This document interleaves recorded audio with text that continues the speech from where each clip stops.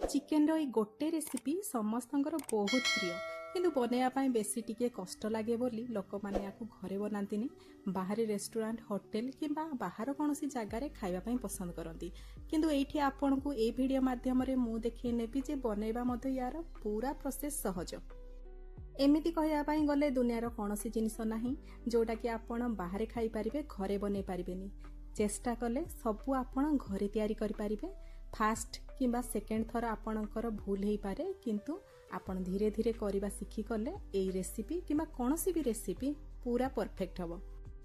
नमस्कार जय जगन्नाथ मो चैनल सीजन्स एंड बाइट्स रे आपण समस्त को स्वागत जणाउछि।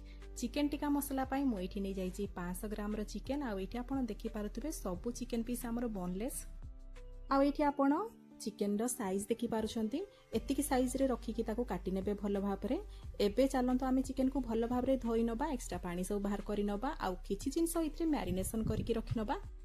नै जिबा प्रथमे आमे 3 छोट चम्मच फ्रेश दही खट्टा दही नेबेनी फ्रेश दही नेबे ता सहित आमे 2 बड़ चम्मच एठी अदा रसुण पेस्ट नै जिबा गोटे बड़ चम्मच एठी आमे काश्मीर रेड चिली पाउडर नै जिबा गोटे बड़ चम्मच धनिया गुंड नै जिबा हाफ बड़ चम्मच जीरा गुंड नै जिबा आउ नहीं जिबा आमे हाफ बड़ चम्मच गरम मसला पाउडर ए सब जिनिस सहित आमे अल्प किछि मात्रा रे एठी हळदी पकै नबा। आपण देखि पारथबे 2 रु 3 पिंच एठी आमे हळदी पकेबा ता सहित चिकेन रो क्वांटिटी देखि के आमे सेथिरे लूण पकै नबा। मु गोटे छोट चम्मच एठी लूण दे देइछि आउ एबे ए सब जिनिस सहित आमे फाळे लेंबू रो रस को चिपुडी के पकेबा। बेसी लेंबू रस पकेबे नाही काहे ना आमे दही पकेजे सेति पई फाळे लेंबू रस हमर 500 ग्राम चिकेन पई सफिशिएंट हबो। एबे ए सब जिनिस को भलो भाबरे आमे गळेई नबा।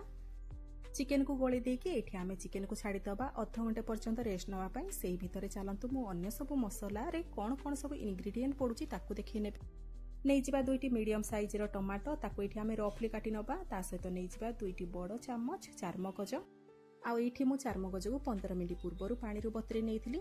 चारमगज जागा रे आपण चाहिले काजू भी नै पारिबे। ता सहित एठी मु 2टी मीडियम साइज रो पियाज को एठी फाइनली चॉप कर नैथिली। टमाटो आ चारमगज को आमे अल्प किछि पानी देकी ताकू भलो भाबरे गोटे पेस्ट बनै नबा। एबे चलंतु रोसै स्टार्ट करिबा। एठी देखतो गैस ऑन करिके मु कड़े बसै नैछि आ सेतिरे दे देछि 4 बड़ चम्मच रिफाइन तेल। तेल गरम हे गला परे आमे इतरे पकै नबा हाफ छोट चम्मच गोटा जीरा खंडे दालचीनी आ 2टी गुजराती ए सब जिनिस को आमे पकै नबा तेल रे आ भलो भाबरे फुटिया पई दबा। किछि समय परे हमर गोटा मसला भलो भाबरे फुटी गला परे आमे जो काटी के रखिथिले पियाज ताकू पकै नबा। एठी आमे पियाज को भलो भाबरे लाल होबा पर्यंत भाजी नबा। एठी देखंतु पियाज हमर भलो भाबरे लाल हे गलानी। एबे आमे सेइतरे अदा रसुण पेस्ट को पकैबा। मु एठी 3टी बड़ चम्मच अदा रसुण पेस्ट को पकै नैछि। अदा रसुण पेस्ट को पकई देके आमे भलो भाबरे ताको किछि समय भाजी नबा जेमिति कि अदा रसुण पेस्ट रो तार कंचा बास्नाटी रहिबो नाही। भलो भाबरे मसला रो हमर कंचा बास्ना जाई साला परे आमे सेइतरे गुंड मसला सब पकई नबा। प्रथमे पकई नबा आमे एठी हाफ बड़ चम्मच काश्मीर रेड चिली पाउडर ता सहित पकई नबा हाफ बड़ चम्मच एठी जीरा गुंड हाफ बड़ चम्मच धनिया गुंड पकई नबा आ ता सहित पकई नबा हाफ बड़ चम्मच गरम मसला गुंड। मसला को भलो भाबरे एठी किछि समय भाजी नबा आ एई मोमेंट रे मु अल्प किछि पानी दे देइछि जेहेतु मसला हमर पूरा सुखिला देखा जाउची आमे इथरे अल्प किछि परिमाण रे पानी को ऐड करि नबा। गोटे कप पानी दबा ताको भलो भाबरे एठी मिक्स करि नबा आ एई मसला को आमे भलो भाबरे तेल लगा न होबा पर्यंत भलो भाबरे एठी कसी नबा। आ एठी देखंतु किछि समय कसी सारला परे यार तेल लगा हे गलानी मसला भी मथे हमर ड्राई पड़ी गलानी। एबे बाटी रखिथिबा चारमगज आ टमाटर पेस्ट को सेइथरे देई दबा ता सहित अल्प परिमाण रो पानी मध्ये देई दबा। जेहेतु एई मसलाटी बहुत शीघ्र हमर बहुत मोटा हे जाय सेति पय अल्प किछि पानी एथरे ऐड कर देबे जा द्वारा कि मसला हमर भलो भाबरे कसी हि जिवो। मु एठी पुणी थरे हाफ कप पानी ऐड कर देइथिली आ ताको भलो भाबरे एठी मिक्स कर नबा। एबे कड़े रे ढांकुणी घड़े दबा आ याकू लो फ्लेम रे पूरा बसै नबा। लो फ्लेम रे बसैले कोन होबो ए मसलाटी हमर बहुत शीघ्र रेडी हे जिवो तेल लगा हे जिवो। मसला रेडी हबा भितरे चालंतु एठी आमे पैन बसै नबा आ पैन रे पकै नबा आमे अल्प परिमाण रे बटर। मु एठी आपण देखि पारुथबे मु अल्प परिमाण रे बटर नेइची। आपण जदि क्वांटिटी पचारिबे गोटे छोट चम्मच बटर एठी मु नेइची ताको भलो भाबरे हमर पैन रे सब आडे स्प्रेड करि नबा। बटर को ये आपण बेसी गरम करेंगे ना। देखुं आप बबल्स है माने यार अर्थ आम बटर पूरा भल भाव रेडी हो सारी ता सहित आपण जो आमे चिकेन टी रेडी करके रखिथिले मैरिनेशन करके रखिथिले ताकू एबे आमे बटर रे ही भाजिबा। चेष्टा करिवे आपण एथिरे बटर को नेकी ही आपण ए चिकेन को भाजंतु।